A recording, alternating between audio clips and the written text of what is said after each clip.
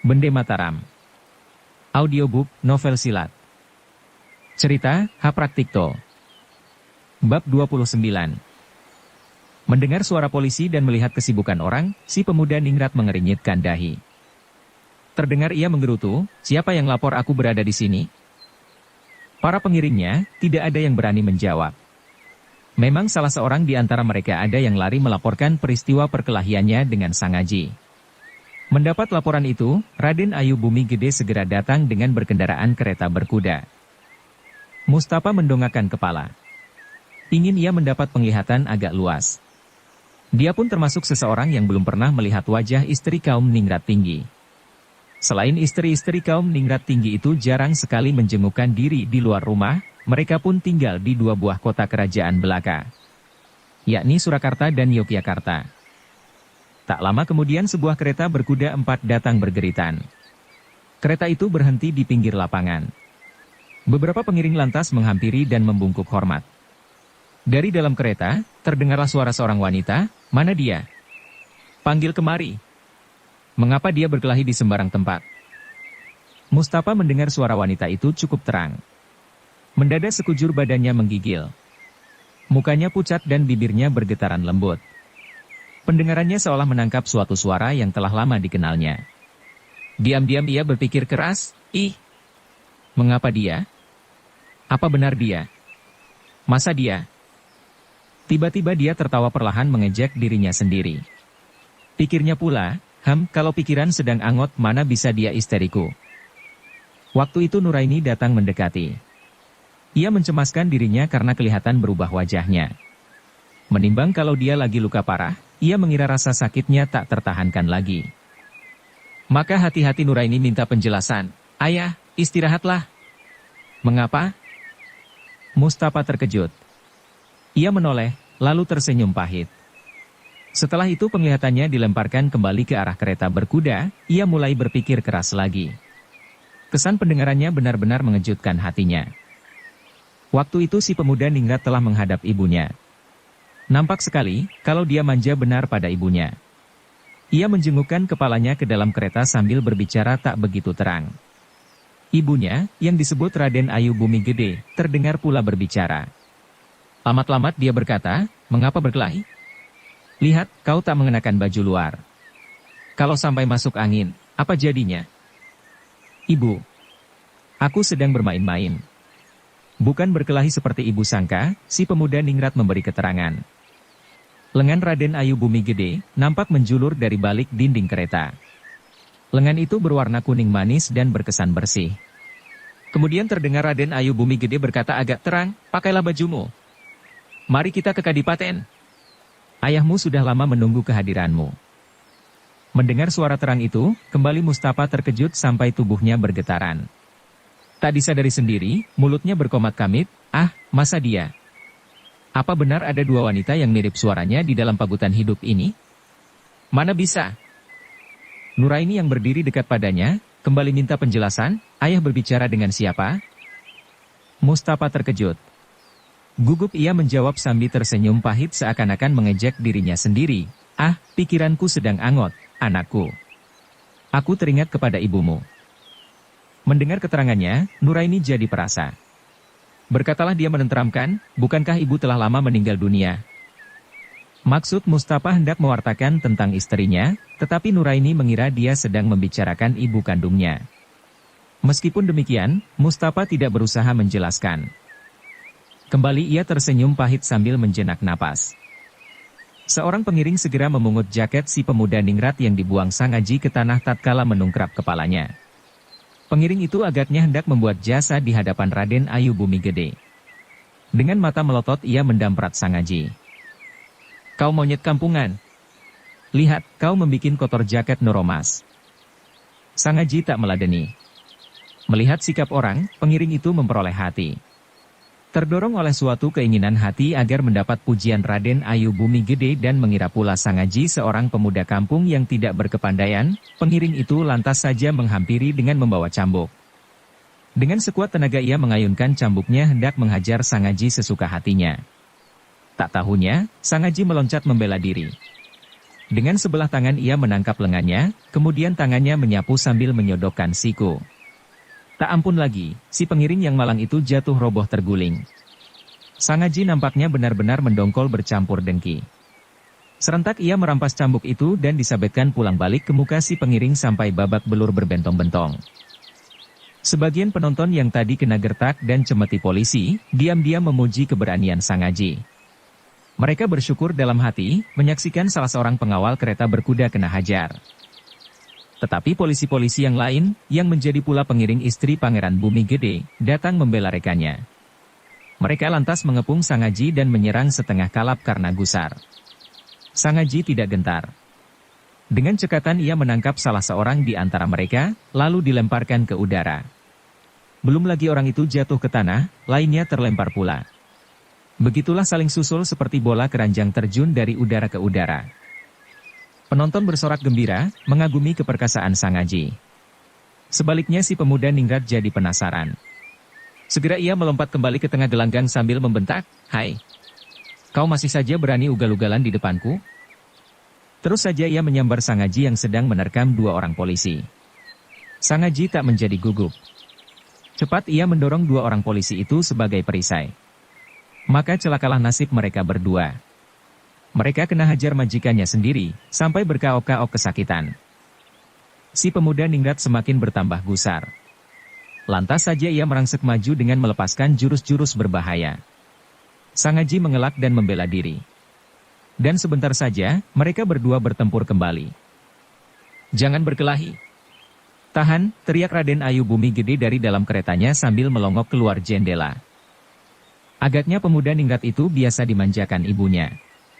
Ternyata ia tak mendengarkan larangan ibunya, malahan menjawab, "Ibu, biar kulabaknya bocah kampungan ini." Ia lantas memperhebat tekanan. Terang sekali, maksudnya hendak mencari muka dan memamerkan kepandaiannya pula kepada ibunya. Tetapi ia kecele. Sampai lebih dari 14 jurus, serangannya selalu saja kena digagalkan Sangaji. Itulah sebabnya, kini ia benar-benar menumpahkan seluruh perhatiannya. Ia, merangsek dan merangsek tiada henti. Akhirnya pada jurus ke-18, ia berhasil merobohkan Sangaji sampai 2 kali berturut-turut. Dalam pada itu Mustafa tidak lagi menaruh perhatian kepada perkelahian itu. Pandangannya lagi dipusatkan kepada ibu si pemuda ningrat yang menjengukkan kepalanya di jendela kereta. Ternyata Raden Ayu Bumi Gede seorang perempuan yang berwajah manis luar biasa. Rambutnya tersisir rapi dan digelung bagus. Padang raut mukanya terang benderang, karena bermata cemerlang, beralis tebal dan berhidung mungil. Di atas bibirnya bersemayam sebuah tahi lalat hitam menyolok. Inilah suatu keselarasan yang jarang terdapat di kolong dunia. Dan begitu Mustafa mengamat-amati wajah perempuan itu, lantas saja berdiri terpaku dengan pandang mata tak berkedip. Sangaji kala itu, kena dirobohkan lagi. Tetapi ia mau menyerah kalah. Bahkan kian lama kian ngotot. Tubuhnya seolah-olah kian perkasa bagaikan sebuah patung besi. Sekarang, ia tak bisa dirobohkan lagi. Gerak-geriknya mantap dan berbahaya. Si pemuda ningrat heran sampai tercengang sebentar. Tak dapat ia menebak, mengapa lawannya bertambah lama nampak bertambah kuat serta ulet. Kalau tadi ia berhasil merobohkan manakala kakinya mengenai sasaran, kini jatuh sebaliknya. Beberapa kali ia melepaskan tendangan. Tetapi aneh, Sangaji tak bergeming. Malahan terasa tenaganya kena terhisap. Ia tak mengerti khasiat pohon sakti pohon Dewa Daru yang telah mendarah daging dalam tubuh Sangaji. Seseorang yang telah menghisap getah pohon itu, akan bertambah kuat dan kuat manakala tubuhnya terus bergerak. Karena otot-ototnya lantas menjadi kejang dan aliran darahnya pun semakin cepat. Darah ini seperti berdesakan mencari tempat dan berusaha meruap keluar. Apabila tubuh kena pukulan, dengan sendirinya berbareng mendesak melegakan diri. Itulah sebabnya, Sangaji tak mempan kena pukulan betapa keras pun. Ia nampak seperti orang kebal yang tahan melawan tajamnya senjata atau peluru. Dalam pada itu, si pemuda Kumal dan Kartawirya nampak kembali berlari-larian memasuki gelanggang. Kali ini keadaan Kartawirya tambah korat-karit. Rambutnya jadi aut-autan dan wajahnya keruh seperti babi terpanggang. Goloknya yang bercabang 3 nampak mentublas selembar kertas cukup besar yang tertera sederet tulisan, "Babi ini dilelangkan." Dengan demikian, terang-terangan Kartawirya dianggap sebagai seekor babi yang hendak dilelangkan karena tiada guna. Sudah barang tentu, mereka yang dapat membaca tulisan itu sekaligus tertawa berkakakan. Sedangkan yang buta huruf buru-buru minta penjelasan. Apabila telah mendapat penjelasan segera mereka tertawa bergegeran.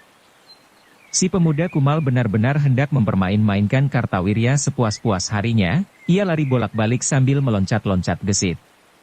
Tak lama kemudian, ia mengeluarkan segulung kertas lagi yang ada tulisannya pula. Entah kapan ia menulis, orang tak tahu. Hanya saja gulungan kertas itu lantas dipetang pada sebilah tongkat semacam bendera. Dan di antara kibaran angin terbacalah tulisannya, "Minggir. Minggir. Babi hitam itu terlalu galak." Keruan saja, penonton yang bisa membaca bertambah tertawa gelak. Mereka sampai berlompat-lompatan ke udara karena geli bercampur kagum. Tak lama lagi muncullah 3 badut lainnya. Merekalah si setan kobar, cekatik gelar simpit ceker bebek dan maling. Mereka berlari-larian seperti sedang berlomba. Pada pantatnya masing-masing terpancang tali panjang seperti ekor. Pada ujungnya tertempel selembar kertas pula, yang berkibar-kibar ke udara. Kertas ini pun ada hurufnya yang terbaca cukup terang, inilah anak-anak kuda binal. Manjarsewu dan Cocak Hijau tercengang-cengang sampai berdiri bengong. Terang sekali, mereka bertiga kena dirobohkan si pemuda kumal. Mukanya nampak benjut dan gosong. Lantas saja mereka berdua sibuk menduga-duga tentang si pemuda kumal. Sangaji sedang bertempur dengan sengitnya melawan si pemuda ningrat, ia tak mempunyai kesempatan untuk melihat permainan badut-badutan itu. Lengannya kena dihajar 2 kali oleh lawannya. Tetapi segera ia dapat membalas 2 kali pula dan kini berkelahi dengan menggunakan jurus-jurus gabungan ajaran Wirapati dan Jaga Saradenta. Dia nampak tangguh, kuat, bengis, dan berbahaya. Si pemuda ningrat sendiri lantas saja terpaksa mengeluarkan ilmu simpanannya yang berbahaya. Dengan demikian, kedua-duanya terancam oleh suatu serangan yang bisa mengakibatkan luka parah tak terlukiskan. Manjarsewu, Cocak Hijau dan Yuyu Rumpung yang merasa diri sebagai pendekar sakti, tahu menjaga kehormatan diri. Mereka tak mau melerai atau mencampuri urusan. Hanya saja mereka nampak mengkhawatirkan keselamatan si pemuda ningrat. Karena itu nampak sekali, kalau mereka sedang bersiaga membantu si pemuda ningrat, apabila benar-benar dalam keadaan berbahaya. Tetapi munculnya si pemuda kumal, sedikit banyak mengganggu juga pemusatan perhatiannya. Apalagi Yuyu Rumpung. Orang tua bertubuh pendek buntet itu merasa sebal, menyaksikan kemenakan muridnya kena dipermainkan si pemuda kumal demikian rupa. Makin lama Sangaji kelihatan makin gagah. Hal ini tidak mengherankan. Getah Dewa Daruk ini benar-benar sedang bekerja. Getah sakti itu seolah-olah ikut bertempur dengan sibuknya. Sebaliknya si pemuda ningrat nampak letih. Maklumlah, sebagai seorang yang biasa hidup dimanjakan di dalam istana mungkin juga kurang berlatih dengan sungguh-sungguh. Itulah sebabnya, lambat laun ia jadi terdesak. Sekarang bahkan hanya bisa membela diri saja. Mendadak Sangaji melompat menerkam. Cepat-cepat ia meninju sejadi-jadinya dengan maksud menahan serangan. Tetapi Sangaji dapat berlaku sebat. Gerakannya lebih cepat. Dengan tangan kanan ia membentur siku si pemuda ningrat. Berbaring dengan itu tangan kirinya maju membekuk leher. Si pemuda ningrat benar-benar terkejut. Tak diduganya, kalau lawannya bisa berlaku sehebat itu dalam saat-saat menunggu tenaga terakhir. Cepat-cepat ia meniru gerakan Sangaji. Tangannya lantas juga membekuk leher. Dengan begitu kedua pemuda itu saling berkutat mempertahankan batang lehernya. Beberapa waktu kemudian, keadaan mereka bertambah berbahaya. Masing-masing berusaha hendak mematahkan tulang lengan dan tulang leher dengan berbareng. Tangan yang satu mencekik dan yang lain memutar lengan. Semua orang yang memperhatikan pertarungan itu memekik kaget. Ibu si pemuda ningrat yang berada di kereta pun kelihatan pucat. Nuraini yang di dekat Mustafa pucat pula. Manjarsewu, Cocak Hijau dan Yuyu Rumpung lantas saja berjaga-jaga siap menolong si pemuda ningrat. Tetapi sejurus kemudian pertarungan antara Sangaji dan si pemuda ningrat berubah dengan tiba-tiba. Dia diajak berkutat mengerahkan segenap tenaga. Sekonyong-konyong dia menarik seluruh tenaganya, sehingga terasa menjadi lenyap. Sangaji kaget. Sebelum sadar akan akibatnya, si pemuda ningrat merenggutkan diri dan berhasil menggaplok muka Sangaji sampai kelabakan. Dan benar-benar Sangaji terkejut kena gaplokan itu. Matanya sampai berkunang-kunang dan kepalanya serasa berputaran. Untung dia tidak kehilangan akal. Secepat kilat ia tata berkelahinya. Teringatlah dia pada ajaran Jaga Saradenta. Maka tanpa ragu-ragu lagi ia menangkap pinggang lawannya dan diangkat ke udara. Kemudian dengan mengerahkan tenaga ia melemparkan sekuat-kuatnya. Tetapi si pemuda ningrat bukannya lawan yang lemah, ia tahu bahaya. Begitu dirinya terapung di udara, segera teringatlah jurus-jurus ilmunya. Sebelum tubuhnya mendarat ke tanah ia menjejak keras. Seketika itu juga, tubuhnya melesat seperti sebatang tombak terlemparkan. Dengan cepat ia menyambar paha Sangaji dan didorongnya sepenuh tenaga. Kena dorongan tak terduga itu, Sangaji roboh terguling. Melihat Sangaji terguling, pemuda ningrat itu melesat lagi menyambar tombak salah seorang pengiringnya. Kemudian menikam tubuh lawannya. Terang sekali, hawa pembunuhan mulai berbicara. Itulah sebabnya penonton lantas saja mundur berserakan. Sebaliknya di luar dugaan, Sangaji cukup berwaspada. Begitu melihat berkelebatnya mata tombak, dengan gesit dia menggulingkan diri. Tetapi lawannya terus memburu dengan menikamkan tombak tiada hentinya. Maka terpaksalah ia menjejak tanah dengan mengerahkan seluruh tenaganya. Sekali melesat ia dapat berdiri tegak berbareng dengan menghunus pedang hadiah Willem R. Beveld. Sekarang pertempuran dilanjutkan dengari mengadu senjata masing-masing. Sangaji menggunakan ilmu pedang ajaran Wirapati, sedangkan si pemuda ningrat menggunakan ilmu tombak gaya Bali. Melihat gaya itu, Mustafa terkejut. Ah, ia Komat Kamit. Pemuda itu mengenal ilmu tombak Bali. Siapa gurunya?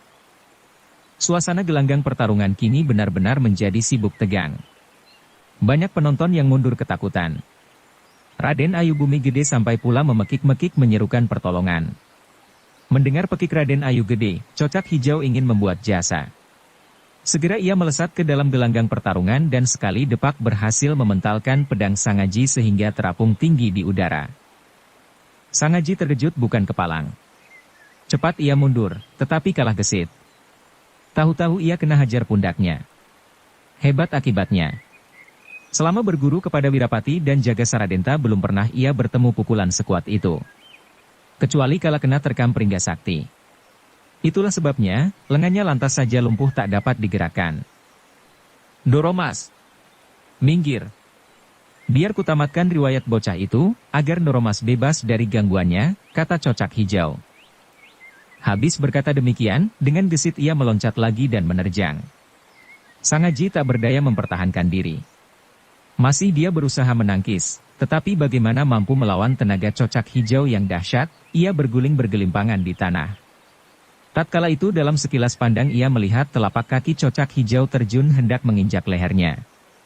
Cepat ia bergulingan. Tetapi Cocak Hijau lebih gesit lagi. Berbaring dengan datangnya bahaya, mendadak nampaklah sesosok bayangan melesat ke dalam gelanggang. Kaki Cocak Hijau kena terbentur. Masing-masing terpental satu langkah dan berdiri bergoyangan.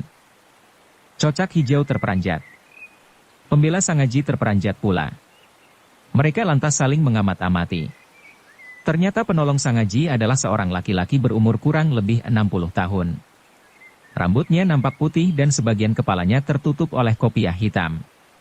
Mukanya licin, sama sekali tak berkumis atau berjenggot. Ini menandakan kalau orang itu gemar pada kebersihan. Pakaian yang dikenakan warnanya agak kelabu. Apakah tuan yang bernama Cocak Hijau, pendekar dari Gresik, kata orang itu. Hari ini aku yang rendah dapat berjumpa dengan tuan, alangkah besar rezekiku.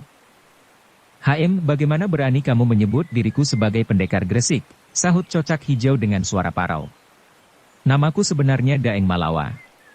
Cuma orang usilan saja yang menyebut diriku Cocak Hijau. Bolehkah aku mengenal nama tuan dan gelar tuan? Orang itu tersenyum manis. Aku seorang pegunungan. Padepokanku berada di sebelah selatan Gunung Lawu, jawabnya dengan takzim. Ih, potong Cocak Hijau terkejut. Apakah tuan yang disebut Panembahan Tirtomoyo? Ah, mataku buta sampai tak mengenal tingginya gunung dan dalamnya lautan. Maafkan aku. Mendengar disebutnya nama itu, Manyarsewu dan Yuyu Rumpung ikut pula terperanjat. Hanya mereka yang masih asing bagi pendengarannya tiada mempunyai kesan. Mereka hanya kagum atas kegesitannya tadi. Diam-diam mereka memperhatikan warna dan potongan pakaian yang dikenakan, kesan mukanya dan pribadinya. Sebaliknya, Manyar Sewu dan Yuyu Rumpung nampak mengernyitkan dahinya. Sudah lama mereka mengenal nama itu. Suatu nama yang agung bersemarak melintasi gunung-gunung. Bagaimana tidak? Panembahan Tirtomoyo adalah seorang saleh. Kecuali itu sakti dan berwibawa besar. Pada zaman Perang Gianti, ia adalah seorang pejuang ulung di samping Raden Mas Said. Banyak sekali jasanya dalam sejarah kebangkitan kerajaan Mangkunegoro. Dengan tersenyum ramah, Panembahan Tirtomoyo menghampiri Sang Aji dan berkata kepada Cocak Hijau, "Sama sekali aku tak kenal bocah ini. Aku hanya tertarik pada kemuliaan hatinya dan kegagahannya. Karena dorongan hati itu, aku memberanikan diri terjun ke dalam gelanggang dengan maksud memohon ampun pada Tuan."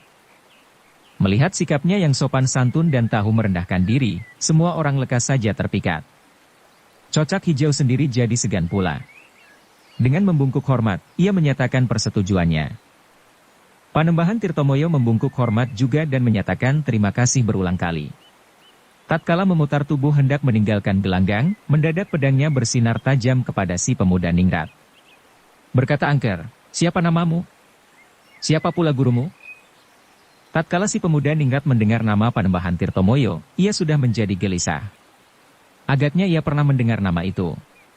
Segera ia hendak berlalu, mendadak ia kena pandang. Gugup ia menjawab pertanyaan Panembahan Tirtomoyo, "Aku putra Pangeran Bumi Gede. Nama guruku tak dapat kusebutkan di sini."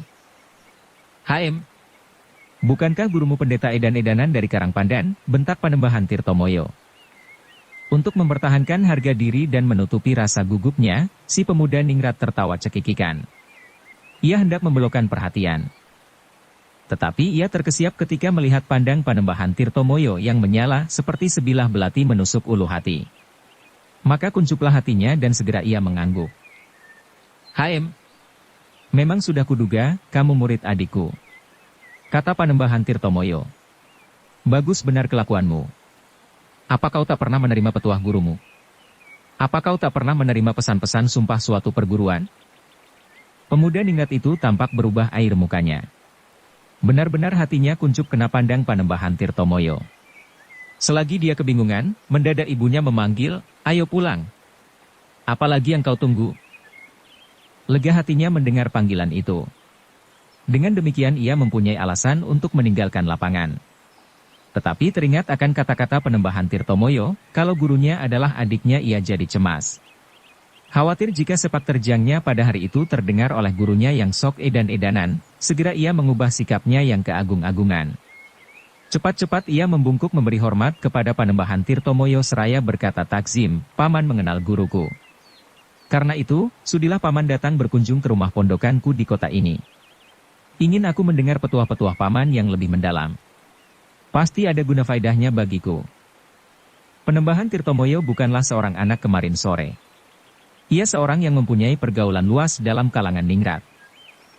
Maka ia tahu pula arah lagak lagunya. Dengan suara dingin ia menjawab, "HM." Pemuda ningrat itu benar-benar cerdik. Melihat gelagat kurang baik, segera ia menghampiri Sang Aji sambil membungkuk takzim. Berkata merendahkan diri, "Saudara, kalau tidak bertempur, pastilah kita berdua tak bakal saling mengenal. Aku sangat mengagumi ilmu kepandaianmu. Maka itu, perkenankan pula aku mengundangmu juga datang berkunjung ke pondokanku. Ini bukan rumahku, tapi aku punya keleluasaan untuk menerima tamu undanganku. Maukah kau memenuhi harapanku ini demi memperkokoh suatu persahabatan?" Tetapi Sang Aji bukanlah seorang pemuda yang bisa menyesuaikan diri dengan suatu perubahan pembicaraan. Hatinya terlalu sederhana dan utuh. Tanpa menjawab, ia menuding kepada Nuraini sambil berkata, "Bagaimana soal perjodohanmu dengan nona itu?" Keruan saja si pemuda ningrat jadi tersipu-sipu. Cepat-cepat ia berusaha menyembunyikan peristiwa itu di hadapan ibunya. Berkata mengesankan, "Hal itu akan kita bicarakan bersama dengan perlahan-lahan." Mendengar jawabannya, Mustafa menghampiri Sang Aji dan menarik lengannya berbisik, "Anak muda, mari kita pulang. Apa perlu melayani seorang bangsat kecil?" Meskipun diucapkan dengan berbisik, tetapi pemuda ningrat itu mendengar tiap patah katanya dengan jelas. Menuruti tabiat dan harga dirinya, pasti ia akan mengumbar rasa mendongkolnya. Tetapi ia nampak tersenyum seolah-olah hendak memperlihatkan kesabarannya. Semua orang tahu kalau dia segan terhadap Panembahan Tirtomoyo. "Paman," katanya sejurus kemudian kepada Panembahan Tirtomoyo. "Sampai di sini kita berpisah. Benar-benar aku menunggu kunjungan paman." Setelah berkata demikian, cepat ia mengundurkan diri dan lari melompat ke dalam kereta. Segera Sais membentak kuda-kudanya dan kereta berangkat dengan bergeritan. Panembahan Tirtomoyo mendongkol menyaksikan sikap pemuda ningrat yang keagung-agungan itu. Dahulu, Raden Mas Said yang terkenal dengan Pangeran Samber Nyawa tak berani berlaku keagung-agungan terhadapnya. Sekarang melihat sepak terjang pemuda itu, ia merasa seperti diingusi terang-terangan. Tetapi sebagai seorang pendeta yang saleh, lekas saja ia menenangkan diri. Kepada Sang Haji ia lalu berkata ramah, "Bocah, kamu ikutlah denganku. Aku hendak menunggu sahabatku dahulu," sahut Sang Haji. Ia melingkukan kepala mencari sahabatnya si pemuda kumal. Mendadak saja si pemuda kumal telah berada di depannya. Ia berkata sambil celingukan, "Jangan risaukan aku. Aku tak kurang suatu apa. Aku nanti datang mencarimu. Apakah kamu telah membuka lipatan kertasku?" Setelah berkata demikian ia berlari menyusup di antara penonton, karena mendengar langkah serabutan. Tak lama kemudian, Kartawirya nampak mendatangi. Orang itu benar-benar sudah bangkrut. Kumisnya yang tebal tinggal separuh, seperti habis kena cabut. Darahnya nampak masih mengental di sudut-sudut bibir dan hidungnya. Sang Haji tertawa dalam hati. Tahulah dia, kalau orang itu kena diselomoti sahabatnya. Tapi teringat pada ancamannya kala di Losmen Cirebon, segera ia membungkuk pada Panembahan Tirtomoyo untuk mencari perlindungan. Katanya dengan hormat, "Aki, terima kasih atas bantuan Aki." Panembahan Tirtomoyo tidak melayani upacara itu.